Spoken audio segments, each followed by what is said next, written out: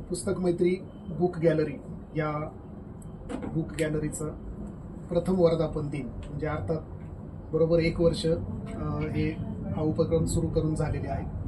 तर सर्वप्रथम आपण या ग्रुपच्या संचालिका पुस्तक मैत्रीच्या संचालिका मयुरी मॅडम त्याचबरोबर भवारी सर यांचं जरा जोरदार टाळ्यांनी कौतुक करूया। आज या निमित्ताने लेखक आपल्या भेटीला आणि पारितोषिक वितरण जे निबंध स्पर्धा आपण ठेवले होते त्याचं पारितोषिक वितरणाचा कार्यक्रम असे 2 उपक्रम आपण या वेळेमध्ये आपण राबवणार आहोत। आपल्याला लाभलेले आजचे प्रमुख अतिथी प्रमुख वक्ते सुप्रसिद्ध लेखक डॉक्टर प्रकाश कोयाडे सरांचं स्वागत आपण करूया। तर आपलं राजगुरुनगरच्या वतीने हार्दिक असं स्वागत आणि पुस्तक मैत्रीच्या वतीने सुद्धा या निमित्ताने कार्यक्रमाला उपस्थित अनेक मान्यवर इथं आहेत आणि पुस्तक मैत्रीच्या परिवाराचे अनेक सदस्य इथं आहेत। त्याचबरोबर बक्षीस स्वीकारण्यासाठी काही विद्यार्थी आलेले आहेत, काही खुल्या गटातील काही विजेते आलेले आहेत आणि त्यांच्याबरोबर त्यांचे पालक असतील।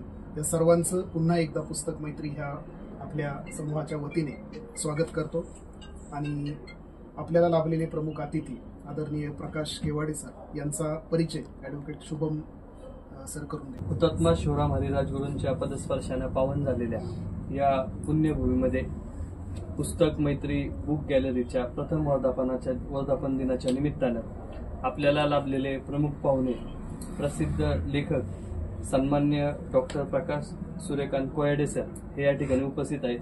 त्यांचा अल्पशा परिचय मी करून देतो। ते सध्या यशवंतराव चव्हाण मेमोरियल रुग्णालय पिंपरी चिंचवड या ठिकाणी चीफ मेडिकल ऑफिसर या CMO या पदावर कार्यरत आहे। तसेच नागपूर या ठिकाणाहून त्यांनी MBBS पूर्ण केलेलं आहे। तसेच प्रतीपचंद्र आणि केदारनाथ 17 जून या 2 प्रसिद्ध कादंबऱ्या त्यांच्या प्रकाशित झालेल्या आहेत। प्रतीपचंद्र याच्या 26,000 प्रती आतापर्यंत विकल्या गेलेल्या आहेत। तसेच केदारनाथच्या 4,000 प्रती हे विकल्या गेलेल्या आहेत। प्रतीपचंद्र या कादंबरीवर आधारित हिंदी वेब सिरीज सुद्धा येत्या काही दिवसात येत आहे। तसेच एलोरा पब्लिकेशन ही स्वतःची त्यांनी प्रकाशन संस्था सुरू केलेली आहे। असं व्यक्तिमत्व आज आपल्याला प्रमुख पाहुणे म्हणून लाभलेलं आहे। आजचा या ठिकाणी सत्कार होतोय डॉक्टर प्रमिला बांबळे मॅडम यांना विनंती आहे की आपण आजच्या अतिथींचा सत्कार करावा। पुस्तक आहे सरांचा सत्कार अर्थातच बुके ऐवजी आपण बुक देऊन करणार आहोत। बुक गॅलरी असल्यामुळे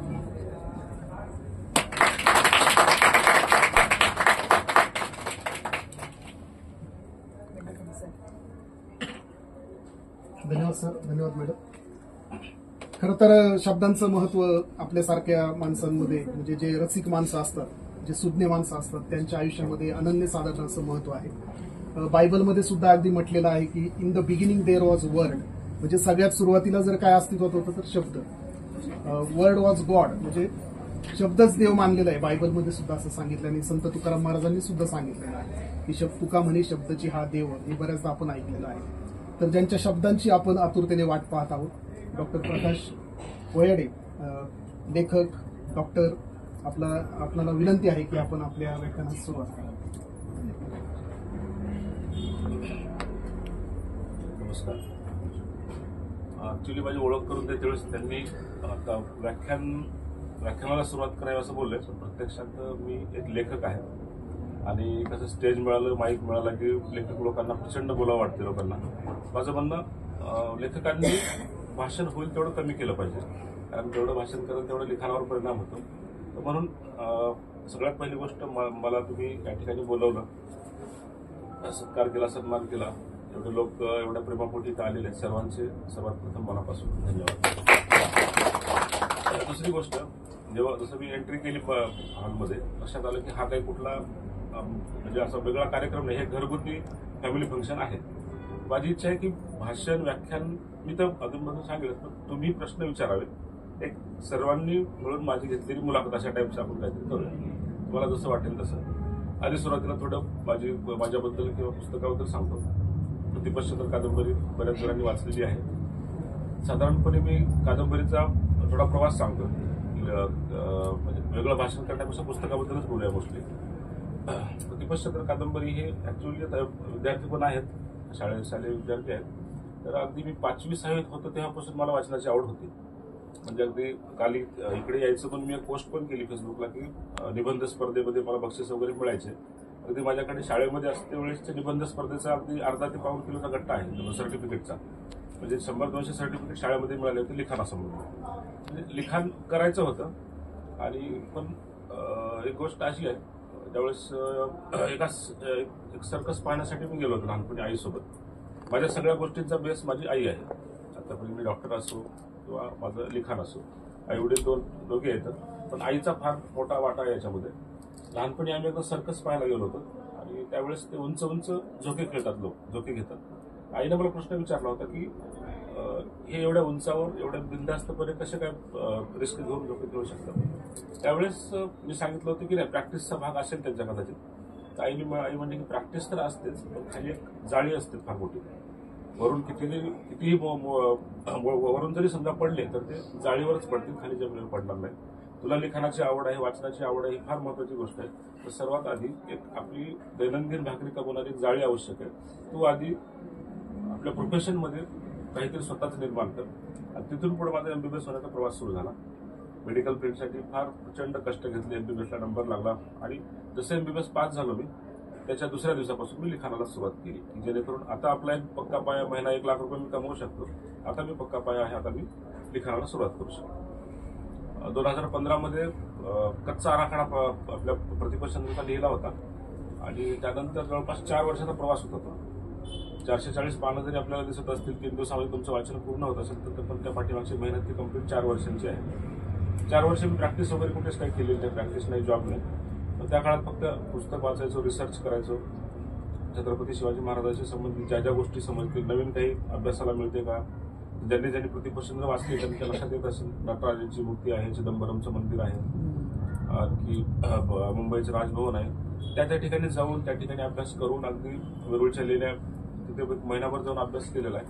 त्यानंतर त्या गोष्टी पुस्तकामध्ये फार छान पद्धतीने आलेल्या आहेत. तो प्रतिपक्षचंद्रचा 4 वर्षाचा प्रवास होता. त्यानंतर केदारनाथ कादंबरीचा पुढचा 4 वर्षांचा प्रवास. 2019 साली केदारनाथ लिहायला सुरुवात केली, 23ला केदारनाथ पूर्ण झाली. 2013 साली एक महाप्रलय आलेला होता केदारनाथमध्ये. त्यामध्ये जवळपास म्हणजे गव्हर्नमेंटचा आकडा आहे 8-9 हजार लोकांचा मृत्यू झालेला आहे. प्रत्यक्षात जवळपास 40 ते 50 हजार लोक आजही मिसिंग आहेत त्या ठिकाणावर. 10 वर्ष झाली सापडलेले नाहीत. म्हणजे त्या लोकांचा अर्थात मृत्यू झालेला आहे. ती गोष्ट कुठेतरी डोक्यामध्ये इम्पॅक्ट झाला होता माझ्या की याच्यावर काहीतरी लिहिलं पाहिजे. आणि मग पुन्हा अभ्यास सुरू झाला. ही रिअल घटना आहे ती. त्याला थोडं माझी काल्पनिक थोडी सांगड घालून कादंबरी झालेली फार छान. केदारनाथला मी प्रत्यक्ष त्या ठिकाणी गेलेलो नाही, पण अर्थात निसर्गाने मला ती लिहिण्याची थोडी कला दिलेली आहे. लोकांना असं वाटतं की मी तिथे जाऊन त्या बऱ्याच लोकांचं असं म्हणणं असतं की त्या प्रलयातून वाचलेले डॉक्टर तुम्हीच होते काय, तसं वाटतं. पण ते लिहिलेलं आहे, लोकांना प्रचंड आवडत आहे. प्रतिपक्षचंद्र या कादंबरीवर आता एक वेबसिरीज येत आहे, जुलै-ऑगस्टमध्ये मोस्टली रिलीज होईल हॉटस्टार या प्लॅटफॉर्मवर. आणि अगदी इकडं म्हणजे सोशल मीडियावर जाहीर नाही केलेलं, मी कदाचित पहिल्यांदाच सांगतो की त्यामध्ये राजीव खंडेलवाल हे मुख्य रविकुमारचं पात्र करत आहेत, सईता मनकर प्रियलचं कॅरेक्टर करत आहेत, आशिष विद्यार्थी हे मुख्य विलन जे आहेत सूर्यकांतराव मोरे त्यांचं पात्र करत आहेत. फार बिग बजेट आहे. त्यावेळेस सिरीज येईल त्यावेळेस अगदी जगभरातील लोक बघतील आणि तुमच्या सर्वांची साथ आहे सोबत. काय असेल सरांनी अतिशय छान उल्लेख केला की केदारनाथला ते गेले नव्हते तरी सुद्धा कल्पनाशक्तीच एवढी अफाट आहे सर आपली की खूप सुंदर तुम्ही लिहिता. आणि मला या ठिकाणी अशी आठवण झाली की जगदीश खेबुडकर जे प्रसिद्ध गीतकार त्यांनी अष्टविनायकाचं जे गाणं आहे, अष्टविनायका तुझा महिमा कसा, एकाही अष्टविनायकाचं दर्शन न घेता ते लिहिलेलं आहे. किती सुंदर गाणे. असं वाटतं ते प्रत्यक्ष गेले तरच हे शक्य आहे. म्हणजे एवढी कल्पनाशक्ती खूप जबरदस्त आहे. तर म्हणजे ही कल्पनाशक्ती अशी आपण डॉक्टर आहात, थोडासा गमतीदार प्रश्न आहे की मेडिसिननी वाढवली की अशी उपजतच होती आपल्याला काय. बट लहानपणीपासून लिखाणाची आवड होती, वाचनाची आवड होती. आणि कुठेतरी म्हणजे अगदी मी 3री-4थी मध्ये जेव्हा लहान लहान मुलांची पुस्तकं वाचायची, कासवाची सशा कासवाची गोष्ट असते, तर त्यावेळेस वाटायचं की आपण असं काहीतरी पुस्तक लिहावं अशा सशा कासवांच्या कहाणीचं. जसा मोठा होत गेलो नंतर मग पुस्तकांचा आवाका वाढत गेला. कथा कादंबरी वाचायला सुरुवात केली तेव्हा वाटायचं की आपण असं काहीतरी लिहिलं पाहिजे. पण नंतर मग छत्रपती शिवाजी महाराजांचा इतिहास वाचला, बाबासाहेब आंबेडकरांचं चरित्र वाचलं, असं वाटू लागलं की या संबंधित काहीतरी आपण लिहिलं पाहिजे. जसं जसं वाचन वाढत गेलं वाचल्याशिवाय लिखाण होत नाही. कल्पकता ही जरी निसर्गाने आपल्याला दिलेली असली तरी वाचन प्रचंड असलं पाहिजे. जेवढं जास्त वाचन करू तेवढं जास्त लिहिता येतं. वाचनातून ज्ञान मिळतं, माहिती मिळते, संदर्भ मिळतात. फक्त त्याला आपण एकत्र अनालिसिस करून एका पुस्तकामध्ये मांडता आलं पाहिजे. आपण नॉर्मल प्रश्न वगैरे विचारा, असंच गप्पा मारू.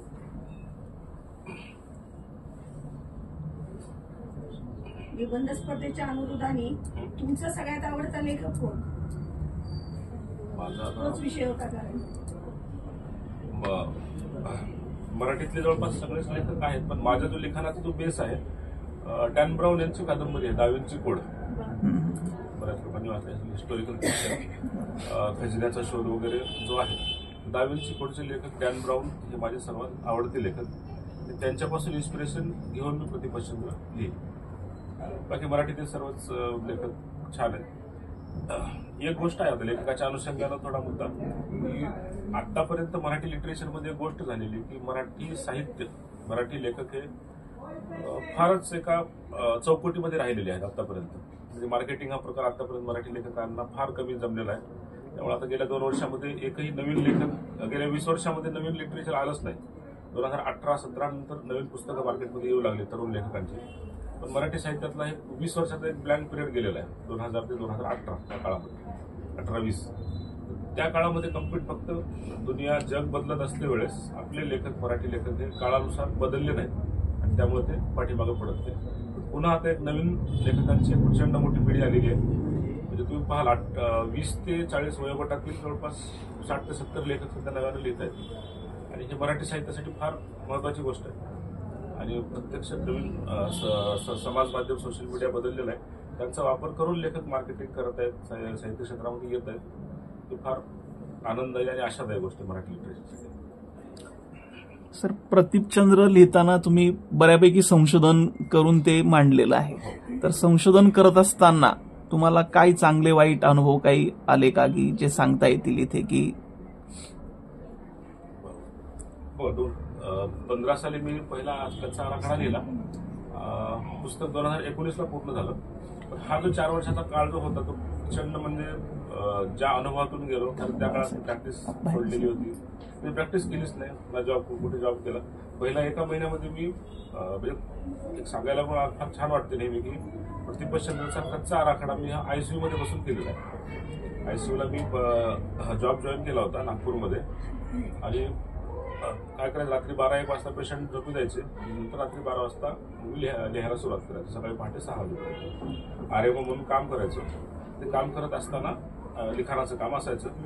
पण 2 महिने ट्राय केला मी. 2 महिन्यानंतर असं झालं की लिखाणाला वेळ फार कमी पडू लागला.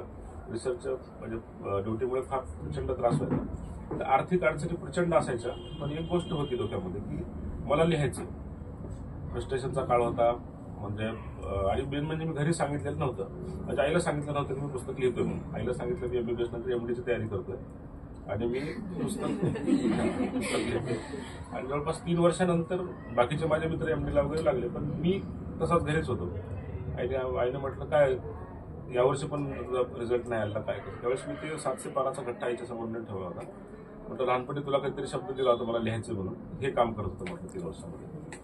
आणि तो जो प्रसंग होता की आईने वाचलं सगळ्यात माझी पहिली वाचिका म्हणजे आई माझ्या पुस्तकाची. आईचे शब्द होते की गावाकडच्या जन्माला येऊन आमचे पांग फाडलेच म्हणे, पांग फेडलेच म्हणे. आणि नंतर तिथून मग घरच्यांनी आर्थिक मदत करायला सुरुवात केली. त्या काळामध्ये रिसर्च नागपूरची लायब्ररी होती, त्या लायब्ररीचं सदस्यत्व घेतलं होतं आणि जवळपास प्रत्येक पुस्तक मी त्या कादंबरीच्या अनुषंगानं वाचलं.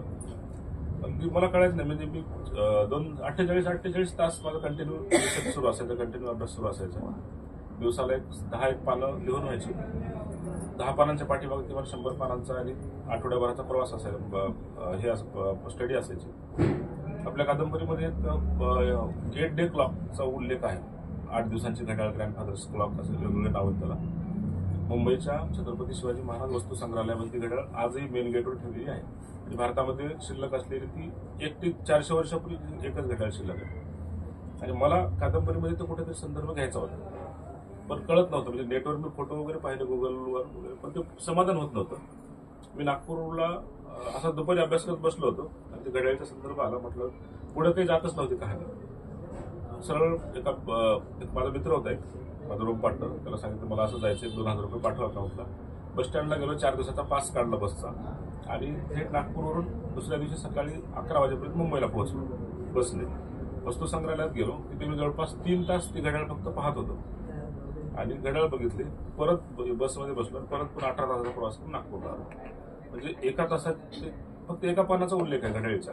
एका पानाच्या उल्लेखासाठी मी 36 तासांचा प्रवास केला होता बसने. म्हणजे त्यामुळे ते परफेक्शन एवढं सुंदर आलेलं कादंबरीमध्ये. एक एक गोष्ट की तुम्ही वाटते वेळेस तुम्हाला कधीच वाटत नाही की हे काल्पनिक असेल.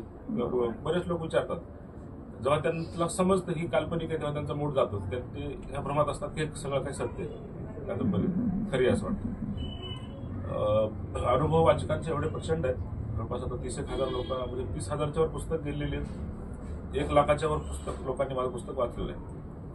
अभिप्राय दिवसाला असा 4 वर्षात एकही दिवस गेलेला नाही की लोकांनी फोन केलेला नाही किंवा मेसेज केला नाही पुस्तकासाठी.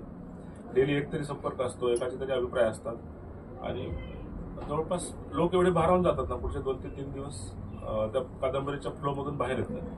मी त्यांना एकच म्हणतो की ज्या पुस्तकानं मला 4 वर्ष झोपू दिलं नाही, तुमची 4 दिवस झोप उडवायला काही हरकत नाही. मी 15 दिवस सर स्वतःलाच रविकुमार समजत होतो. सगळ्या गोष्टीमध्ये बारकाईने ऑब्झर्वेशन करायला मी सुरुवात केली. म्हणजे ते तुमचंच ऑब्झर्वेशन आहे त्या कॅरेक्टरमध्ये. रविकुमार म्हणजे माझा सक्का लहान भाऊ आहे, तो त्याचं MBBS झालेलं आहे, तर मी त्याचं कॅरेक्टर रविकुमारला घेतलेलं. कहाणीतले सगळे कॅरेक्टर पहा. सूर्यकांतराव मोरे विलन आहेत, माझ्या वडिलांचं नाव सूर्यकांत. वडिलांना सांगूनही केलेलं आहे की तुम्हाला विलनचं कॅरेक्टर कादंबरी 11 मे 2019 दिवशी कादंबरी आली. त्या दिवशी संध्याकाळी मला हळद लागली, 12ला लग्न झालं. आणि आईचं नाव वंदना आहे, सूर्यकांतराव मोरेंच्या वाईफचं नाव वंदना देवी. कादंबरी फॅमिलीतले मेंबर मी घेतले. बोला. प्रतिपतचंद्र ऍक्च्युली इथे विषय चालू आहे, पण मला केदारनाथ विषयी विचारायचे सर तुम्हाला की तुम्ही मेडिकल कोविड ऑफिसर म्हणून काम केलं ICMला आणि त्याच वेळी कोविड म्हणजे 2019ला ती कादंबरी पब्लिश झाली आणि नंतर हे लिखाण सुरू केलं. पण कोविडची सिच्युएशन अशी होती की सगळे जण घाबरून खूपच आहे, अगदी डॉक्टर नर्स सुद्धा, पण डॉक्टरांनी त्यांचं काम त्यांच्या ह्याच्यात करत होते ते. मग एवढी भयंकर सिच्युएशन असताना सुद्धा तुम्ही ते महाकार्याचं जे लिहिलं किंवा वर्णन केलं, मग त्याचे तुम्हाला ते काम करत असताना तिकडचे आणि इकडची थोडी सांगड झाली, मदत झाली का? आपल्या प्रोफेशनला जर पॅशन करता आलं तर त्याच्यापेक्षा मोठा आनंद कुठला नसतो. केदारनाथ कादंबरीचा बेस हा आहे की आपल्याला प्रयत्न सोडायचे नाही. किती मोठं संकट आलं, किती अडचण आली, शेवटच्या क्षणापर्यंत म्हणजे कहाणीचा नायकच सुरुवातीला आत्महत्येचा प्रयत्न करतो, नंतर कहाणी घडत जाते. पुढं काही सांगत नाही, ज्यांनी वाचलेलं नाही त्यांना अडचण येईल. पण एक गोष्ट आहे की माझी कादंबरी प्रकाशन सोहळ्यात एक वाक्य बोललो होतो की ही कादंबरी वाचून एक व्यक्ती जरी आत्महत्येपासून परावृत्त झाला तरी मी जिंकलो. आणि अगदी 1 महिन्याच्या आत, मी तुमच्या प्रश्नाकडे येतोच, मी थोडा सांगतो. 1 महिन्याच्या आतच मुकुंद नावाचा एक मुलगा होता, त्यानं जुगारामध्ये त्याने फेसबुकला पोस्टही केली होती. मला सांगितलं की तुम्ही सांगा, आवर्जून सांगा म्हणून कुठे. तर जुगारामध्ये त्यांना 17 ते 18 लाख रुपये तो हरला होता. अगदी त्यांना घरच्या आईचं सोनं सुद्धा चोरून लपून विकून तो प्रचंड लॉसमध्ये गेला. तो म्हणजे अगदी कोणत्याही क्षणी आत्महत्या करेल अशा अवस्थेला होता. त्याला कुठून तरी कळलं कादंबरीबद्दल. त्याच्याकडे कादंबरीसाठी सुद्धा पैसे नव्हते. कसे तरी करून त्याने घेतले, वाचले आणि मला त्यांनी फोन केला की सर मी परत आलोय आता. आतापर्यंत तुमचं पुस्तक हाती आलं नसतं तरी मी कदाचित या जगात नसतोय. तर जे मी प्रकाशन सोहळ्यात बोलून दाखवलं होतं की आत्महत्येपासून एकही व्यक्ती परावृत्त होणं आवश्यक आहे माझ्यासाठी. आणि तसे कितीतरी लोक जे फ्रस्ट्रेशनमध्ये असतात, मेंटल डिस्टर्ब झालेले असतात, वैयक्तिक अडचणी, आर्थिक अडचणी, वेगवेगळ्या आजाराने ग्रस्त असतात. ते लोक कुठेतरी माझं पुस्तक वाचल्यानंतर समाधानी होतात, कुठेतरी त्यांना एक पुढे जाण्याचा एक आशा निर्माण होते. ही माझ्यासाठी फार आनंदाची गोष्ट आहे. कादंबरीचा बेसच तो आहे की शेवटपर्यंत प्रयत्न नाही सोडायचे. एक्झॅक्ट कोविडच्याच काळामध्ये याचं मी लिखाणकाम सुरू केलं होतं. 2020ला मार्चमध्ये कोविडचा पहिला लॉकडाऊन सुरू झाला होता आणि प्रचंड आजूबाजूला भीतीचं वातावरण होतं. त्यावेळेस मी कोविड मेडिकल ऑफिसर म्हणून लागले ते पीपी किट घालून वगैरे आम्ही सुरुवात आमच्यापासून झालेली होती. म्हणजे पहिले 2 पेशंट भारतातले आपल्या वायसीएमलाच आले होते. वुहानवरून परत आले होते. तो व्यक्ती आणि त्याचा ड्रायव्हर दोघेजण आपल्याकडे ऍडमिट होते आणि प्रचंड भीती होती. त्या काळात आम्ही काम करत आता गव्हर्नमेंट ऑफिसर असल्यामुळं कारण सांगता येत नाही, आम्ही ते कंटिन्यू केलं. आणि नंतर प्रचंड लोकांमध्ये भीती होती. ती भीती कुठेतरी कमी करण्यासाठी मी सोशल मीडियावर लिहायचा प्रयत्न करायचो. त्या 4 भिंतीमध्ये काय घडतंय, कोविडची भीती कितपत प्रमाणात खरी आहे, काय काळजी घेतली पाहिजे, या सगळ्या गोष्टी लिहायचो. पण लिहिते वेळेस पेशंट यायचे, ट्रीटमेंट वगैरे असायची. त्या काळात माझ्या मनात कुठेतरी लिखाणाचं बॅकग्राऊंडला काम सुरू होतं. आणि मग कोविडचे असू नाही तर दुसरे कुठले असू, पेशंट किती जरी शेवटच्या कंडिशनला असेल तर ते जगण्यासाठी प्रयत्न करायचे. मृत्यू भरपूर झाले दुर्दैवानं, पण शेवटपर्यंत लोक जगण्याची जी साथ आहे ती सोडायची नाही. शेवटी शरीरात मधून पोखरला असेल तर ते मृत्यू व्हायचा. तो कन्सेप्ट कुठेतरी पकडला मी आणि म्हटलं आपल्याला इथे ज्या गोष्टी घडतात आयसीयूमध्ये, शेवटपर्यंत स्ट्रगल असतं, नातेवाईकांच्या भावना असतात, ते कुठेतरी आपल्याला कादंबरीमध्ये घ्यायचं. आणि आता 1 वर्ष पोस्टमॉर्टमला पण काम केलेलं आहे. सो ते जे कालच एक डॉक्टर आडसोळ म्हणून आहेत बारामतीचे, त्यांनी कॉल केला होता. ते म्हणे की प्रतिपश्चंद्र आमच्या घरातल्या प्रत्येकाने 2-2 वेळेस वाचली, पण केदारनाथ कादंबरी आमच्या फॅमिलीचा एकही व्यक्ती वाचू शकलेला नाही. एक 100 पानापर्यंत गेलं की पुढे जी प्रचंड क्रूरता सुरू होती तुमची, ती फार अंगावर येते, भीती वाटू लागते. आणि त्यामुळे आम्ही पुढचं पुस्तक फॅमिलीत कोणीच वाचलेलं नाही. तर ती जी एकदम हाय लेवलला जाऊन एक फारच मी वाईट गोष्टी लिहिल्या आहेत, त्याचं कुत्रा मारून खाणं वगैरे त्या पद्धतीच्या, ते लोकांना जड जाते. पण ह्या सगळ्या गोष्टी कुठेतरी माझ्या आयसीयूशी कनेक्टेड आहेत. आयसीयूमध्ये काम केलेलं आहे, लोकांच्या भावना, पेशंटची कंडिशन, हे सगळं त्या कॅरेक्टरमध्ये घेतलेलं आहे. बरेचसे आता आजही मी बघतो पेशंट दिवसाला किंवा 3 ते 4 तरी आत्महत्येचे केसेस आयसीयूला येतात आमच्याकडे. आणि त्यावेळेस प्रचंड वाईट वाटतं की आपण यामध्ये काहीतरी केलं पाहिजे, यामध्ये काहीतरी जनजागृती करणं आवश्यक आहे. सोशल मीडियावरच्या माझ्या पोस्ट अशा संदर्भात असतात, लोकांनी परावर्तन होण्यासाठी काय केलं पाहिजे. हे जे अनुभव असतात हे कुठेतरी प्रत्येक पेशंट, बाकीचे डॉक्टर माझ्यापेक्षा फार चांगलं काम करतात, ट्रीटमेंट करतात, पण माझा एक उद्देश असतो, एक अँगल असतो बघण्याचा की हा पेशंट माझ्यापर्यंत आलेला आहे, मग याचं पोट दुखो किंवा मग तो सायकोलॉजिकल प्रॉब्लेम असो किंवा जे काय असो, त्याच्या पाठीमागची पार्श्वभूमी काय असेल, हा इथपर्यंत का आलेला आहे. मग जस्ट काउन्सिलिंग करतो, विचारून घेतो, लोकांच्या अडचणी कळतात, सोबतच्या नातेवाईकांच्या भावना कळतात, आर्थिक कंडिशन कळते, आणि हे सगळं कुठेतरी पुस्तक रूपामध्ये मी मांडतो.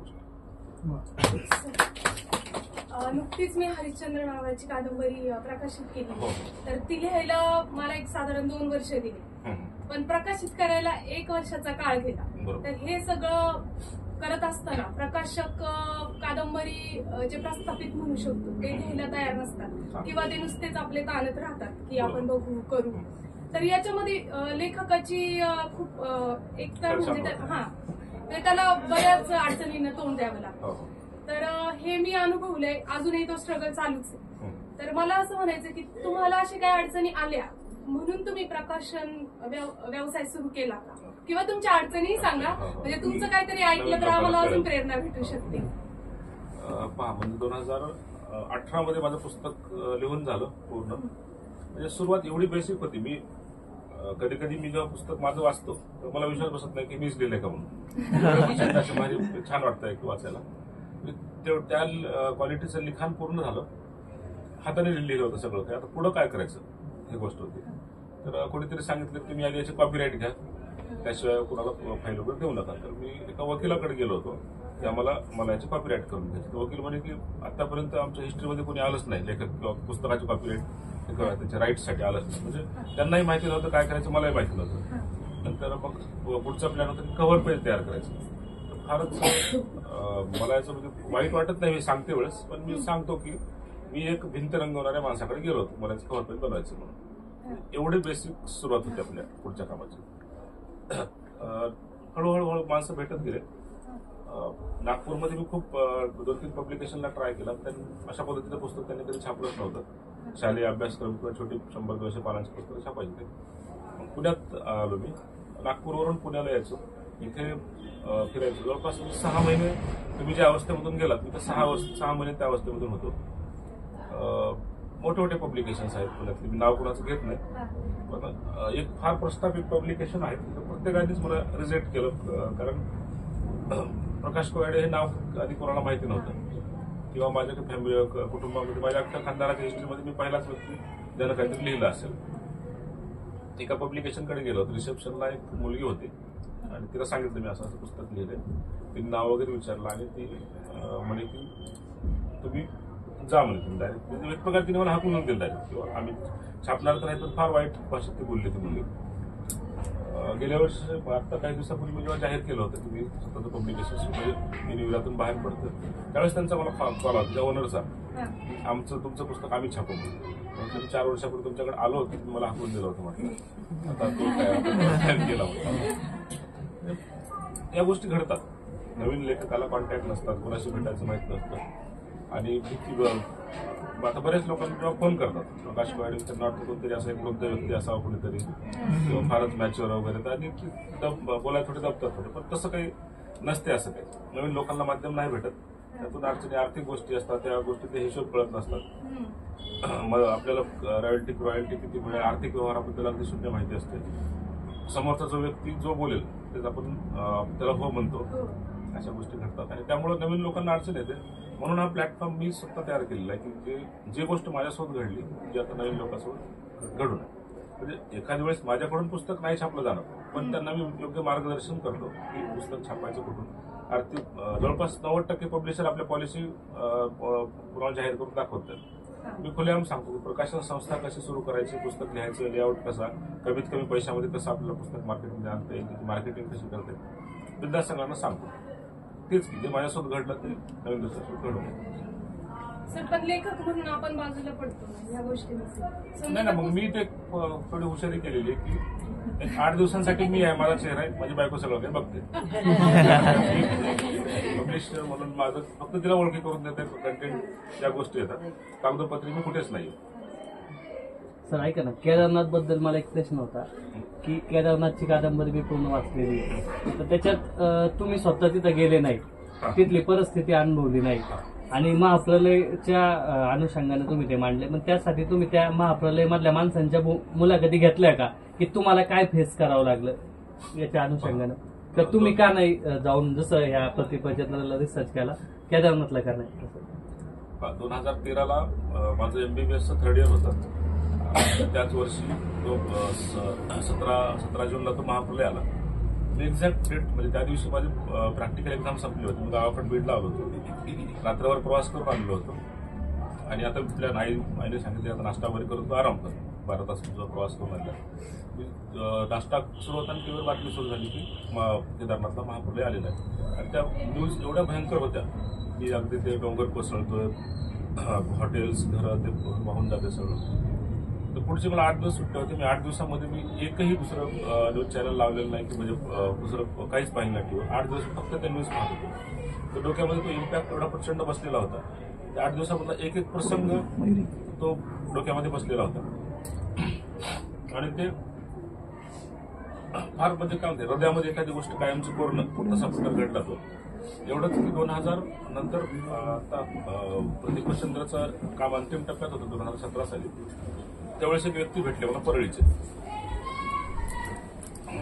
व्यक्ती भेटले. त्यांनी सांगितलं की त्यांच्या फॅमिलीतील 12 लोकांचा मृत्यू त्या घटनेमध्ये झालेला आहे.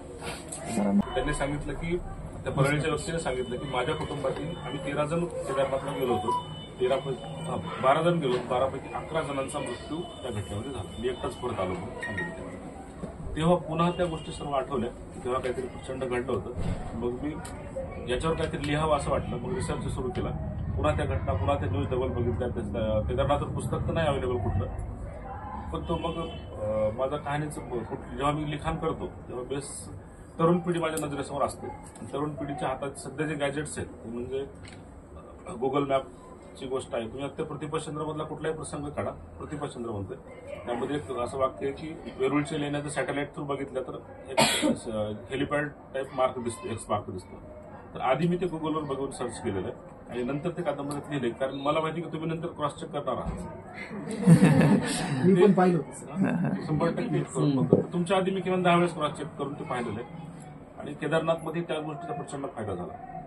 गुगल मॅप, सॅटेलाइट व्ह्यूचा वापर करून कोण्या ठिकाणी कुठली गोष्ट आहे हे प्रॉपर मी स्वतःचा माझा नकाशा तयार केला होता. आणि आता सगळ्यात महत्वाची गोष्ट, तुमचा जो मुख्य प्रश्न हे होता, एक पुण्यातील एक डॉक्टर होते, सायकॅट्रिस्ट होते ते स्वतः, आणि त्यांच्यासोबत ते घडलेलं आहे ऍक्च्युअली. ती व्यक्ती, तुम्ही तुमच्यापैकी किती जणांनी केदारनाथ वाचलेलं नाही अजून? नाही वाचलं, त्यामुळे मी डिटेल नाही सांगत पुढं. ज्या व्यक्तीबद्दल लिहिलेलं आहे त्या व्यक्तीला मी 2021 साली, कोविडच्या दुसऱ्या लाटेच्या आधी, मला जवळपास 4 वर्षापासून त्या माणसाला शोधत होतो.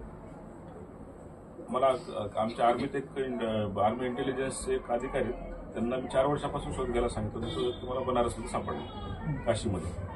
मी त्यांना इथून बनारसला भेटायला गेलो. तो आता म्हणजे भगवे कपडे घालून फिरतो. पुण्यातला सायकॅट्रिस्ट जो आमच्यासोबत घटना घडलेली आहे, त्यांना भेटलो. मला पहिले 2 दिवस त्यांनी मला वेळ दिलाच नाही. ते डायरेक्ट साधू कसे विक्षिप्त असतात एकदम. पण तरी मी पिक्चर सोडला नाही, का त्यांना सांगितलं एवढ्या दुरून आलं. ते पुण्याचं नाव घेतलं तरी त्यांना असं सहन होत नव्हतं. त्यांची फॅमिली संपली ना सर्व. तिसऱ्या दिवशी मग प्रॉपर बसून एक 6 ते 7 तास मी त्यांच्यासोबत गप्पा मारल्या. 6 ते 7 तास डिस्कशन करून त्यांनी मला सगळं सांगितलं, प्रसंग कसा घडत गेला, काय काय घडलं त्यांच्यासोबत. तो जी घटना घडली, कहाणीचा जो नायक आहे, सिद्धार्थ फक्त नाव आहे, मी दिलेलं नाव आहे, पण ज्या व्यक्तीसोबत ते घडले तो व्यक्ती प्रत्यक्षात आहे. त्या व्यक्तीचं तोंडून सगळं आहे. आणि एका अटीवर की माझा प्लॅन होता त्यांना प्रकाशन सोहळ्याला बोलवायचा, पण त्यांनी पहिली अट हीच होती की माझं नाव कुठे जाहीर करूच नका, पण किंवा तुम्हाला कदाचित मी जरी परत आले या ठिकाणी तरी तुम्हाला इथे सापडणार नाही. तरी दुसरीकडे गेल्या त्यांच्या तोंडून ऐकली कहाणी सत्य काय सर, तुम्ही आता जसं एक तर फेसबुकवर तुमच्या पेशंटच्या संदर्भातल्या गोष्टी वाचल्या, आणि प्रत्येक लेखक नेसेसरीली सेन्सिटिव्ह असेलच असं नाही, पण तुमच्या पेशंटच्या संदर्भातल्या पोस्टमध्ये तुमची सेन्सिटिव्हिटी दिसते. आणि ही सेन्सिटिव्हिटी एक लेखक म्हणून तुमच्या प्रोफेशनमध्ये काम करते. तर डॉक्टर होत असताना जी एक चिकित्सक बुद्धी आपली डेव्हलप होती, त्याचा तुम्हाला लिखाणामध्ये काही म्हणजे झालं ते ट्रान्सलेट, की याचा आणि त्याचा काही संबंध नाही? मेडिकल फील्डला काम करत असताना जे अभ्यास विद्यार्थी दशा असो किंवा आता काम करत असते वेळेस एक आहे, निसर्गानं मला दिलेलं आहे असं समजता येईल की तेच म्हणतो, जेव्हा माझ्याकडे पेशंट येतो तर पेशंटला काय झालेलं आहे ते बघतोच, त्याच्यावर उपचारही करतो, पण ते कसं झालं याची प्रोसेस पण समजून घेतो. कुठली गोष्ट असो, अगदी पेशंटला कॅन्सर असो, HIV असो, म्हणजे मारहाण झालेली असो, OBGYचे पेशंट असो, गायनेकॉलॉजीच्या, काही जी याच्या पाठीमागची जी प्रोसेस होती ती मी समजून घेतो. पेशंटला 5च्या ऐवजी 10 मिनिटं वेळ देतो. 5 मिनिटं ट्रीटमेंटचा काळ आणि 5 मिनिटं माझं मी राखून ठेवला असतो माझ्यासाठी की या पेशंटमधून मला काही घेता येईल का, मला कुठे जे मिळेल का, किंवा ते कुठे लिहिण्यासाठी कुठे त्याचा उपयोग होईल का. त्या आणि ते होतं 100% त्या गोष्टीचा परिणाम होतो. कुठलीच गोष्ट वेस्ट जात नाही. मी आलेला प्रत्येक पेशंट हे माझ्यासाठी एक नवीन पुस्तक असतं. मी ते पुस्तक मी 10 मिनिटांमध्ये वाचतो आणि ते मी कुठेतरी लिहिण्याचा प्रयत्न करतो. सर, हे आता पेशंट वाचताना म्हणजे जसं तुम्ही म्हणालात आता, किंवा आता ह्या कादंबरीतही काही प्रसंग असतील, तर हे सगळं लिहित असताना तुम्हालाही कुठेतरी हतबलता आली असेल किंवा हेल्पलेस फील झाल्यासारखं वाटतं कोणाचे काही प्रसंग वाचून किंवा लिखाण करताना, तर त्याच्यातनं तुम्ही कसे बाहेर येता? 8 दिवसापूर्वीची घटना आहे. मी कोणाचं नाव वगैरे काही जाहीर नाही करत. तुम्ही जो हतबलता शब्द वापरला ना, त्यामुळे 10ला माझी ड्युटी संपत, मी एकदम फॅमिली सारखं बोलतोय बरं, असं रात्री 10ला माझी ड्युटी संपते, संध्याकाळचा टाइम असतो. आणि 9:30च्या आसपास एक केस आली, पोलीस घेऊन आले माझ्याकडे. एक लेडी झाली होती, त्या खांद्यावर एक लहान बाळ होतं, 2 वर्षाची मुलगी होती. कपड्यावरून ते उत्तर प्रदेशचे जे लोक असतात तसं वाटत होतं. त्यांना विचारलं काय झालं, तिला 2-3 मिनिटं तिला काही सांगताच येत नव्हतं. आणि ती थांबली आणि पोलीस म्हटले बता जल्दी बता क्या हो. ती सडनली म्हटली की मेरी बच्ची आहे 2 सालची, उसके ऊपर बलात्कार होते, 2 वर्षाची मुलगी. आणि मला प्रोटोकॉल माहिती आहे, यानंतर करायचं काय, म्हणजे मेडिकल एक डॉक्टर म्हणून काय करायचं मला सगळं माहिती आहे. पण त्या ठिकाणी एक लेखक म्हणून मला प्रचंड हातबलता वाटली की मी लेखक नसायला पाहिजे होतो. बाकीचे डॉक्टर 2 मिनिटांमध्ये लगेच हा ठीक आहे ओके वाटते, माणूस म्हणून प्रत्येकाला दुःख होते, पण आपलं काम असतं लगेच आपण डॉक्युमेंट काढून पुढच्या प्रोसेस, पुढची चेकिंग वगैरे सगळ्या गोष्टी. पण मी थांबलो तिथे माझी हिंमतच नाही झाली तर हात लावण्याची किंवा तिकडं चेक करण्याची. माझा लेखक तिथे आडवा आला प्रचंड आणि मी नेक्स्ट डॉक्टरांना कॉल केला. म्हटलं माझंच नाव टाका डॉक्युमेंटरी कुठे, पण माझी हिंमत होत नाही तर पुढे त्या मुलीला पाहण्याची, हात लावण्याची किंवा पुढची प्रोसेस करण्याची. आणि मी पुढच्या डॉक्टरांना बोलवलं आणि मी बाजूच्या खुर्चीवर बसलो मी, पण पुढे मी काहीच केलं नाही. प्रचंड हातबलता जे असतं सेन्सिटिव्ह किंवा लेखक असणं ते फार अडचणीचा प्रसंग होता. आणि असे भरपूर प्रसंग घडतात. बऱ्याच वेळेस असं होतं, मीच नाही बाकी सर्व इमर्जन्सीमध्ये काम करणाऱ्या सगळ्या डॉक्टरांचं गोष्टी असतात. एक मी 2-3 दिवसामध्ये पोस्ट लिहिणार आहे, याच्यावर काम सुरू आहे माझं. मे बी तुमच्याशी मी ते बोलून दाखवते. आपल्या गावाकडे बघ म्हाताऱ्या लेडीज असतात, लहान बाळ झालेलं असतं. पहिल्या 6 महिने किमान 6 ते 8 महिन्यामध्ये बाळाला दूध पाजल्यानंतर ढेकर काढतात आणि तो ढेकर काढल्याशिवाय ती आजी घरातील, आता आजकाल फॅमिली आपल्या नवरा बायको लहान बाळ एवढंच फॅमिली झालेली आहे, घरात म्हातारा माणूस शिल्लक नाही, तर ते ढेकर काढणारा कोण नाही घरामध्ये. याचं महत्व यासाठी सांगतोय की YCMला काम करते वेळेस दररोज सकाळी एक केस असते, किमान एक केस असते की पहाटे 3 ते 5 या काळात लहान बाळाचा मृत्यू झालेला असतो दररोज. म्हणजे काय होतं, आई बाळाला दूध पाजवते, आई जवळपास झोपेमध्ये असते पहाटेच्या काळामध्ये. तिला कळत नाही की बाळानं किती दूध पिले, बाळाला कळत नसते, किती पोट भरलं तरी नाही लक्षात येत, किंवा मग ते पोटामध्ये जाते आणि ढेकर काढायचं विसरून जाते. आई तशी झोपी जाते आणि ते पोटातलं जे दूध आहे ते फुफ्फुसामध्ये जातं आणि गुदमरून बाळाचा मृत्यू होतो. डेली एक तरी केस अशी असते. याच्याबद्दल म्हणजे बाहेर जनजागृती शून्य आहे. घरात म्हातारे माणसं असायचे, ते ढेकर दिल्याशिवाय तुम्ही रात्रभर किती जागरण होऊ द्या, किती परेशानी होऊ द्यायची, तो ढेकर काढल्याशिवाय बाळाला स्थिर वाटल्याशिवाय नंतर झोपू द्यायचे. आजकाल तसं करणार कोण नाही. तर रोज जेव्हा मी ही केस बघतोय तेव्हा मात्र प्रचंड हातबलता वाटते, दुःख वाटते. याच्याबद्दल लोकांना माहिती असणं आवश्यक आहे, त्याच्याबद्दल जागरूकता असणं. आणि बरं ते बाळ आपल्याकडे आलेलं आहे, त्याचं आल्यानंतर 1 तासात PM करायचं असतं, पोस्टमॉर्टम करावं लागतं त्याचं. त्या पण प्रोसेसमधून गेलेलो आहे मी 100-200 ते लहान बाळांचे मी PM केलेले स्वतः. पण ते सवयीचा परिणाम आहे, अनुभवाचा परिणाम आहे. तिथे कुठेतरी एक वाटतं की बाळ ते आमच्यासाठी 100 वर्षाचं व्यक्ती किंवा 2 दिवसाचं बाळ त्यासाठी फक्त बॉडी असते. ते बाहेर जे रडणारे नातेवाईक असतात, त्याची आई जी असते ती हातबलता मात्र प्रचंड भयंकर असते. तुम्ही किती प्रॅक्टिस असो, एक माणूस आहात आणि वरून लेखक असलं तर फार अवघड जाते त्या गोष्टी. माझा प्रश्न मॅडमच्या थोडासा अनुसरूनचा आहे. म्हणजे आता डॉक्टर म्हणून काम करत असताना तो तुमचा व्यवसाय आहे. मग प्रत्येक वेळी कधी इमर्जन्सी येते, कधी तुम्हाला जास्त वेळ ड्युटी करावी लागते. मग हे सगळं सांभाळून जेव्हा तुम्ही लेखक म्हणून काम करत होतात, अक्षरशः 4-4 वर्ष दोन्ही कादंबऱ्यांचं लिखाण चाललेलं आहे. मग अशी कोणती गोष्ट आहे की जिने तुमची ऊर्जा लिखाणासाठीची जी आहे ती नेहमी टिकवून ठेवली? म्हणजे काहीतरी असं असतं की आता अगदी फार हे झाले, म्हणजे या मानसिकतेतून मी लिहूच शकत नाही, पण असं कुठेतरी बळ मिळतं ना माणसाला लिखाणासाठी, की त्यामुळे आपली ती ऊर्जा परत जागृत होते, आपण लिहायला सुरुवात करतो. मग अशी तुमच्या आयुष्यात कोणती ऊर्जा आहे की जी तुम्हाला प्रवृत्त करते? समजा इथे बायको असते तर मी बायकोचंच नाव घेतलं असतं.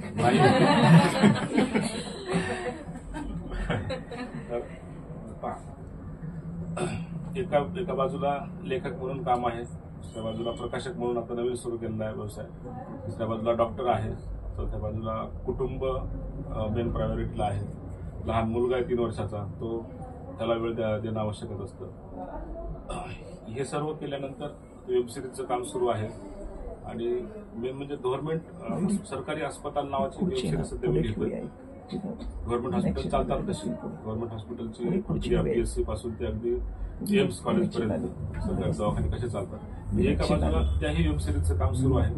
मी जे पेशंट बघतो हे करतो हे सिरीजच्या रूपानं येते. हे सगळं आपण 24 तासातला जो 18 तास टाइम जो या सगळ्या गोष्टीसाठी दिला जातो. मुख्य म्हणजे गेल्या 4 वर्षामध्ये असा एकही दिवस गेलेला नाही, एक तरी मेसेज किंवा एक तरी कॉल आलेला नाही.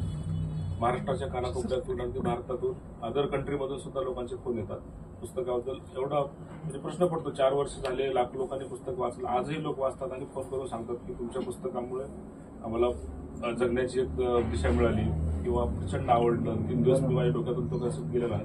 हे जे लोकांचे अभिप्राय येतात ती नवीन लिखाणासाठी ऊर्जा असते. तर मला एक एक विचारायचं की आता मेडिकल फील्डमध्ये आपल्या नैराश्य खूप वाढत चाललेलं आहे शिकत असताना आणि प्रॅक्टिस करत असताना. तर यावरती कारण आपण जे पाहतो आपण निगेटिव्हच बरंचसं पाहतो आणि आपल्यातलं पॉझिटिव्ह त्यांना देतो. तर याबद्दल आपला काही पुढे विचार आहे का की लिखाण करण्याचा किंवा फेसबुकच्या माध्यमातून सतत प्रोत्साहनपर काही असं आपण घेऊ शकतात का असं माझी अपेक्षा. वैद्य फक्त मेडिकल फील्डमध्ये लोकांसाठीच म्हणतात. हा फक्त मेडिकल कारण तुम्ही त्या फील्ड मधले आहात आणि डॉक्टर झाल्यानंतर लिखाण बऱ्यापैकी कमी झालेलं असतं पण नैराश्य हे जास्त वाढत चाललेलं आहे आपल्या फील्डमध्ये. तर असं काही आपण लिहू शकतात का. आता काल परवाचीच गोष्ट आहे का मेडिकल कॉलेजला एका जीआरने म्हणजे ज्युनियर रेसिडेंटने सुसाईड केली जाते 8 दिवसापूर्वीच. कामाचा ताण प्रचंड होता. ती शिकण्याची प्रक्रिया सगळं संपलेली. जे मेडिकल फील्डमध्ये उतरलेले डॉक्टर आहेत बघा फॅमिली डॉक्टर हा प्रकार संपलेला आहे.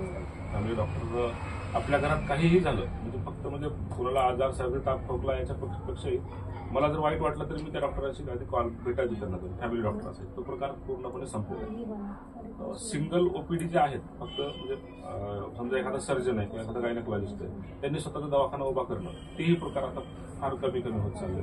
5 डॉक्टर 6 डॉक्टर एकत्र येतात कॉर्पोरेट हॉस्पिटल उभा करतात. याचं काय ही मेंटॅलिटी डॉक्टरांची का तयार झाली कारण असुरक्षिततेची भावना जी प्रचंड आहे.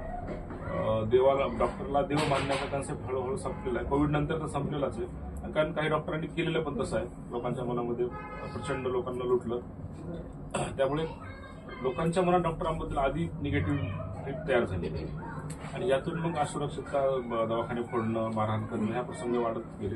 त्यातून सुरक्षितता म्हणून त्यांनी एकत्रितपणे येऊन म्हणजे डॉक्टरांनी आपली आपली टोळी तयार केली आणि आपल्या आपल्या बिल्डिंग उभा केल्या आहेत. इथे मूळ मुद्दा इथेच आहे. जेव्हा कॉर्पोरेट हॉस्पिटल उभा राहतात ना तेव्हा कॉम्पिटिशन प्रचंड वाढते. तिथं आता तुम्हाला पेशंटला द्यायचं काही नाही होईल तेवढं पेशंटकडून घ्यायचं. तुम्हाला मेंटेनन्स आहे किराया आहे आणि तेवढं करून आज त्या 4-5 जणांमध्ये डिव्हाइड करून नंतर प्रॉफिट घ्यायचं. अशा वेळी तो जो पेशंट जो आहे त्याचं काय होतं हे फरफट कोणाच्या लक्षात येत नाही. आणि एक कसं राहतं की आपण जेव्हा ओरबडायला सुरुवात केली सगळे डॉक्टर म्हणत नाही मी तेव्हा आपण जेव्हा घ्यायला सुरुवात केली प्रचंड मर्यादित जिथं बिल 1 लाख होतं तिथं 3 लाख होत असेल इन्शुरन्स पॉलिसी वगैरे आहेत भरपूर बिल वाढवून घेतात त्यावेळेस ती कुठेतरी निगेटिव्हिटी नकळत तो परिणाम आपल्या मुलावर होतो. आधी असायचे डॉक्टरची मुलं डॉक्टरच होतात असं पण आता तसं पैसा प्रचंड आलेला आहे. त्याला माहिती आहे की आपलं हॉस्पिटल ऑलरेडी रेडी आहे मला काही फार काही करायचं नाही कुठलं तरी प्रायव्हेट हॉस्पिटलला पैसे देऊन डॉक्टरच व्हायचं. त्यातून ती पिढी व्यसनांच्या आहारी पण प्रचंड जाते. तो इम्पॅक्ट डॉक्टरांकडे होतो म्हणजे पेशंटचा नातेवाईकांचा सोसायटीचा फॅमिलीचा सगळा परिणाम डॉक्टरांवर एवढा येतोय. आपणच ते तयार केलेलं आहे त्याची भरपाई म्हणून आपण नैराश्यामध्ये जातोय. रॅट पॉइझनिंग बद्दल रॅट किल पॉइझनवर मी एक पोस्ट केली होती काल 15 दिवसापूर्वी. एक लेडीज आली होती आणि प्रेग्नंट होती 5 महिन्याची. तिनं उंदीर मारण्याचं औषधाची वडी खाल्ली होती. उंदीर मारण्याचा मी त्या पोस्टमध्ये उल्लेख केला होता आणि आताही सांगतो असं कुठलं म्हणजे आत्महत्येसाठी कुठलाही प्रयत्न करू नये. कुठलंही विष वगैरे अजिबात घेऊ नये. समजा एखाद्याला घ्यावाचं वाटलं तर कुठलंही घ्यावं पण रॅट किल पॉइझन घेऊ नये. घेऊच नाही पहिली गोष्ट कारण सगळे बाकीचे सगळ्या विषयावर काही ना काही उपचार आहे. रॅट किल पॉइझनवर उपचारच नाही आणि सगळ्यात धोकादायक असं की ते 3 दिवसानंतर इफेक्ट दाखवायला लागतं. बरोबर ना. म्हणजे आज आपण त्या लेडीजनं घेतलं होतं ती आली सगळ्यात दुर्दैवाची म्हणजे एखाद्या दुसरं कुठलं ओपीपी म्हणजे ऑर्गन फॉस्फरस पॉइझन घेतलेलं आहे त्या व्यक्तीला लगेच त्रास व्हायला सुरुवात होतं. उलटी येते चक्कर येते अंग गरम होतं आणि त्रास होऊ लागला म्हणून ऍक्च्युली 90% लेडीज ह्या पॉइझन घेत असतात आणि ते मरणे हा उद्देश नसतो. समोरच्याला भीती दाखवणे हा उद्देश असतो. त्या मापात घेतात बरोबर कमीत कमी करून पाणी वगैरे टाकून त्यामुळे ते फक्त त्रास होतो काही काळासाठी व्यक्ती बरा होतो. फारच जास्त असेल 100 पैकी एखाद्याची डेथ होते ट्रीटमेंट जर योग्य वेळेत नाही मिळाले तर. पण हे रॅट किल पॉइझन उंदीर मारण्याचं औषधावर भयंकर असते की ज्या दिवशी घेतलेलं त्या दिवशी काहीच वाटत नाही. मळमळ सुद्धा होत नाही त्या व्यक्तीला. त्या व्यक्तीला खाल्लं पण काही झालेलं नाही नॉर्मल आहे. पहिले 24 तास काहीच वाटत नाही. तर पहिल्या 24 तासामध्ये ट्रीटमेंट सुरू होणं आवश्यक असतं. साधारणपणे लोक 2 दिवसानंतर येतात की मी 2 दिवसापूर्वी म्हणजे नवऱ्याला भीती घालण्यासाठी त्या लेडीजनं ते घेतलेलं असतं तिला होत काहीच नाही. नवऱ्या त्याकडे लक्ष देत नाही. 2 दिवस होऊन गेलेले असतात आणि मग 3ऱ्या दिवशी मग हळूहळू चक्कर वगैरे यायला सुरुवात होते मळमळ करते. तोपर्यंत लिव्हर डॅमेज झालेलं असते. साधारणपणे 4थ्या दिवशी मृत्यू होतो. मला वाटतं डॉक्टर पेशंट पासून पॉइझन पर्यंतची चर्चा आपण करतो आणि मला वाटतं सगळ्यात सुंदर जर विष कुठला असेल तर प्रेम आहे. Love is a sweet poison. मला वाटतं तेवढंच घ्यावं, बाकी डॉक्टरांना त्रास नको.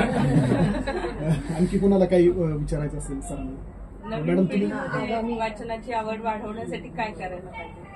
अतिशय राईट ट्रॅकवर आणलेला प्रश्न आहे. प्रतिपचंद्र कादंबरीच्या मनोगतामध्येच मी हे वाक्य दिले की माझा उद्देश हा आहे कादंबरी लिहिण्याचा की जर मी तुम्हाला 1680ला काय झालं किंवा 1565ला कालिकोटची लढाई झाली हे जर मी पुढे 100 शाळेतले जे मुलं आहेत 18 ते 25 वर्षाचे ते समोर बसलेत आणि मी त्यांना इसवी सन आणि सणावळ्या सांगतो तर ते पबजी खेळत बसतात पाठीमागे न ऐकून. त्यांना इसवी सन सांगितले हे सांगितलं मग त्यांना त्यांच्या भाषेत कहाणी सांगायची. त्यांना सस्पेन्स लागतो. आजकाल सस्पेन्स थ्रिलर हे मार्केटमध्ये सर्वात जास्त चालते. तर माझं पुस्तक आहेच नवीन तरुण पिढीसाठी प्रतिपचंद्रचा बेस. केदारनाथ तरी थोड्या 30-40च्या नंतर आहे तर 20 ते 30चा जो वय ग्रुप आहे त्यांच्यासाठी प्रतिपचंद्र आहे खऱ्या अर्थानं. त्यांना छत्रपती शिवाजी महाराजांचा इतिहास कमी वयामध्ये कळावा. त्यांना विजयनगर साम्राज्य किती भयंकर मोठं होतं, हम्पीचा इतिहास काय होता, भारताचं जे सोने की चिडिया जे म्हणतात तो जो प्रत्यक्षात कसा होता, कल्चर कसं होतं हे सर्व त्यांना कळावं. पण त्यांना त्यांच्या भाषेमध्ये. त्यांना एक हिरो लागतो, एक हिरोईन लागते, खलनायक लागतो, त्यांची लव्ह स्टोरी लागते, सस्पेन्स लागते, मारामारी. या सगळ्याच्या मधून आपण त्यांना वाट काढत हळूहळू त्यांना सांगायची गोष्ट एकच आहे, वन लाईनर आहे. त्याभोवती ते 450 पानांचा खटाटोप आहे सगळा. त्या तरुण पिढीनं वाचलं पाहिजे. सगळ्या लेखकांनी हेच केलं पाहिजे की नवीन पिढीला कसं ट्रॅकवर आणते. कारण आपला 24 पैकी 18 तास म्हणजे झोपेतून उठल्यानंतर डोळे पूर्ण उघडायच्या आधी आपल्या हातामध्ये मोबाईल असतो आणि झोपी गेल्यानंतरही 5 मिनिटं मोबाईल असतो, तोंडावर पडतो बऱ्याच वेळेस. हा आपला 18 तास कंप्लीट मोबाईलच्या सोबत जातो आपला. तर अशा वेळेस ज्या आपण अशा अवस्थेमध्ये आहोत की आपल्या हातात मोबाईल सुटत नाही. अशा वेळेस लोक 4 दिवस 40 तास मोबाईल बाजूला ठेवून लोक माझं पुस्तक वाचतात. ही फार आनंदाची गोष्ट आहे, माझ्यासाठी समाधानाची गोष्ट आहे. मी तुमच्या हातातला मोबाईल बाजूला काढायला प्रवृत्त करतो हे माझं सगळ्यात मोठं यश आहे. आणि तरुण पिढी आणि हळूहळू ह्या गोष्टी प्रचंड वाढत जाणार. एक 8 दिवसापूर्वीच गोष्ट 15 दिवसापूर्वी मी एक पोस्ट केली होती का 13 वर्षाच्या मुलानं आईनं हातातून मोबाईल काढून घेतला अभ्यास कर म्हणून आणि मधल्या घरात जाऊन त्यानं गळफास घेतला होता. ती केस माझ्याकडे आली होती. आम्ही तीन CPR ट्राय करून 1 तास वाचवला पण तो गेला. तो मोबाईलमुळे पेशन्स कम्प्लीट आपले थांबलेले आहेत. म्हणजे एखादी रील 20 सेकंद पण आपण बघू शकत नाही. रील सुद्धा 10 सेकंदात आपल्याला तो कंटेंट मिळाला तर आपण कंटिन्यू बघतो, नाही तर पुढे लगेच स्क्रोल करतो. ही जी स्क्रोलिंग आलेली आहे ना सोशल मीडियावरची, स्क्रोलिंगनं पेशन्स स्क्रोल करायला आपली सुरुवात केली. सहनशीलता जवळपास संपत आलेली आहे. आणि अशा वेळेस हे जर वाढत गेला तर AIचा वगैरे परिणाम आहेच. आणखी 10 वर्षानंतर प्रत्येक घरामध्ये मनोरुग्ण असतील, प्रत्येक घरामध्ये. त्यावेळेस ह्या गोष्टीला डील करण्यासाठी कसं करायचं आपल्याकडे व्यवस्थाच नाहीये. त्यावेळेस पुस्तकं कामाला येतील. त्यामुळे आजच्या आपल्या पिढीवर सध्याची जी पिढी आहे जी 20 ते 40 वर्षाची लेखकांची पिढी त्यांच्यावर काय की ह्या 10 वर्षात काम करायचंय अशी पुस्तकं मार्केटमध्ये आणायची की 10 वर्षानंतर जेव्हा प्रत्येक घरामध्ये मनोरुग्ण असतील त्यावेळेस त्यांच्यावर उपचारासाठी फक्त ही पुस्तकं असतील.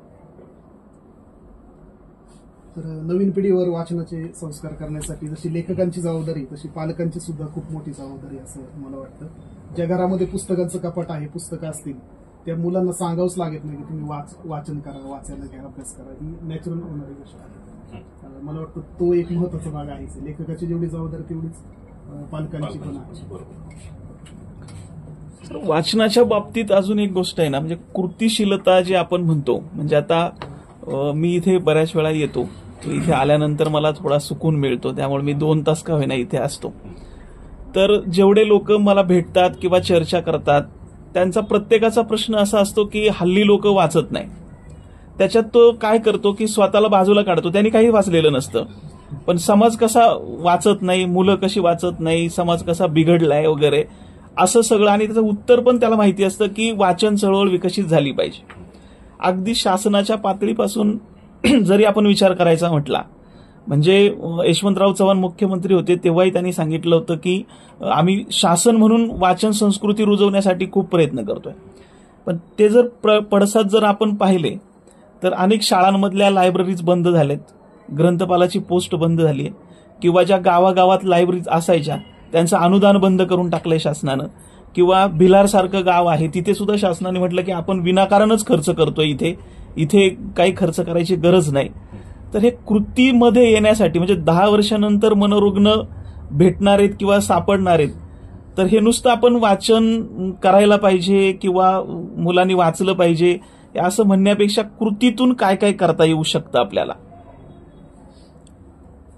बघा, लोकांनी वाचलं पाहिजे हा आपला म्हणजे पूर्ण तुम्ही जो प्रश्न विचारता सारांश. लोकांनी वाचकांनी वाचन केलं पाहिजे.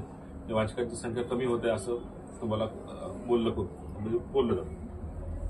माझं एक आहे, कुठलंही असो लेखक लोकांच्या एक गोष्ट लक्षात येणं आवश्यक आहे. मुळात ही जबाबदारी लेखकांची. तुम्ही खायला चांगलं द्या, लोक खातील. प्रॉपर कंटेंट मजबूत पाहिजे. आज दिवसाला नाही मराठी लिटरेचरमध्ये किमान 5 पुस्तकं दररोज येतात. मराठी साहित्य दररोज प्रकाशित होतं, किंवा 5 पुस्तकं. त्यातली किती पुस्तकं मेन स्ट्रीममध्ये येतात. नवीन लेखकाला स्ट्रगल होतो, तरीही 90% म्हणजे 5 पैकी 100 पुस्तकापैकी फक्त 1 पुस्तक समोर दिसतं. बाकीची 99 पुस्तक कुठेतरी पाठीमागे आडवे पडून जातात. ते लेखकाच्या म्हणजे चितेसोबत ते पुस्तक जळून जातं असं म्हणतात. ते नंतर शिल्लक राहत नाही. हे का घडतं माहिती का, की लेखकानं पुस्तक जेव्हा आपण लिहितो, लिखाणकाम सुरू असताना ते पॅशन म्हणून, छंद म्हणून ते केलं पाहिजे. जोपर्यंत आपलं लेखन सुरू आहे तोपर्यंत ते आपलं पॅशन आहे. ज्या दिवशी लेखन पूर्ण होईल त्या दिवसातून व्यवसाय सुरू होईल. मराठी लिटरेचरमध्ये लेखकांना व्यवसाय पुस्तकाचा करतात आलेला नाही. पुस्तकातून मी माझ्या प्रतिपक्षांवर कादंबरीवर जवळपास 1 कोटीचं टर्नओव्हर केलेलं आहे गेल्या 4 वर्षामध्ये. म्हणजे मी हे का सांगतो, कारण लेखक आपल्या शेतामध्ये काय पिकतं ह्याला काही अर्थ नसतो, बाजारात काय विकतं ह्याला अर्थ असतो. बाजारामध्ये पुस्तकही कुठली विकतात. सध्याच्या काळात सस्पेन्स, थ्रिलर या गोष्टी प्रचंड लोक वाचतात. अशा वेळेस जगावं कसं हे जर पुस्तक एखाद्यानं लिहिलं समजा, तोच ऑलरेडी प्रचंड परेशानीत आहे, अडचणीच्या जगावं त्याला माहिती आहे जगावं कसं सगळं. म्हणजे त्याला तुम्ही महिन्याला 1 लाख रुपये पगार द्या, त्याला जगावं कसं आपोआप कळून जाते, त्याला अडचण येत नाही. लोकांना पुस्तक त्या कंटेंटचं दिलं पाहिजे. तुम्ही प्रॉपर नवीन पिढीला समजावून घेऊन त्या अँगलनं लिखाण करा. त्या लोकांना ते 100% वाचणार. आणि बरोबर प्रतिपक्षेंद्र वाचणारे कितीतरी लोक असे आहेत की त्यांनी आयुष्यात पहिलं पुस्तकही वाचले, शालेय पुस्तक सोडून. म्हणजे त्यांच्या वाचनाची सुरुवात प्रतिपक्षेंद्रमुळे झाली आणि त्यांनी आता नवीन पुस्तकानंतर 100 वाचली. पुन्हा वाचनाची आवड जी आहे का ती या पुस्तकामुळे लागली. तर कुठेतरी माझं किमान 1% तरी माझं त्यात योगदान आहे की नवीन पिढीला वाचनाची सवय लागली. प्रत्येक लेखकाने याच अँगलनं लिहिलं पाहिजे. बाकीच्या गोष्टी घडत राहतात. म्हणजे कृतिशीलता जे तुम्ही बोलले की बाकीच्या गोष्टी घडत राहतात, पण लेखकांनी आधी त्या पद्धतीचं कंटेंट बरोबर. सर, मला एक प्रश्न आहे. स्टोरी टेल सारखे ऍप आता खूप बाजारात आलेले आहेत, तर मग त्याबद्दल लोकांकडे पुस्तक हार्ड कॉपी हातात घेऊन वाचणं प्रत्येक वेळेस शक्य होत नाही. धावपळ एवढी प्रचंड आहे. सकाळी तुम्हाला 9 वाजता कामावरून निघायचं, रात्री 9ला घरी यायचं. मोस्टली आयटी जॉबमध्ये काम करणारे लोक आहेत. तर अशा वेळेस त्यांना काहीतरी हे पाहिजे की त्यांचं काम करत असताना वाचता आलं पाहिजे. तर ती प्रक्रिया म्हणजे ऑडिओ बुक्सची आहे. स्टोरी टेल फार माध्यम चांगलं आहे आणि स्टोरी टेलचा ऑडियन्स आणि पुस्तक विकत घेऊन वाचणाऱ्या लोकांचा ऑडियन्स फार वेगळा आहे. म्हणजे लोकांना ते ऐकायला, जे लोक ऐकतात पुस्तक ते वाचत नाहीत. आणि ते माध्यम फार चांगलं आहे. त्याचा वापर जास्तीत जास्त लोकांनी उपयोग करून घेतला पाहिजे. इव्हन आजही तुम्ही सर्च करा स्टोरी टेलला, प्रतिपक्षेंद्र तुम्हाला टॉपला दिसतात. तिकडे पण लोक ऐकतात, वाचतात. जवळपास 10,000 लोकांनी ऐकलेलं पुस्तक. म्हणजे मराठीतलं हे एकमेव पुस्तक आहे जे सगळ्या फॉर्मॅटमध्ये आलेलं आहे. म्हणजे हार्ड कॉपीमध्ये आहे, ऑडिओमध्ये आहे, आता वेब सिरीजच्या रूपात येते, किंडलवर पण येईल काही दिवसात. पायरसी पण झालेली आहे. ते सगळे मला वाटतं आपण जवळजवळ 1 तास झालेला आहे. खूप चांगली चर्चा या लेखक आपल्या भेटीला या उपक्रमांतर्गत सुरू होती. अजूनही मला व्यक्तिशः असं वाटतं की हा माहोल असंच जर दिवसभर चालू राहावं. परंतु स्थळ काळाच्या मर्यादा लक्षात घेता आपण हे प्रश्न उत्तराचं सेशन इथे जरा आपण थांबूया आणि भविष्यात सुद्धा सरांची पुन्हा अशीच मुलाखत आणखी नवीन कलाकृतीसह सर इथं येतील अशी नक्कीच अपेक्षा.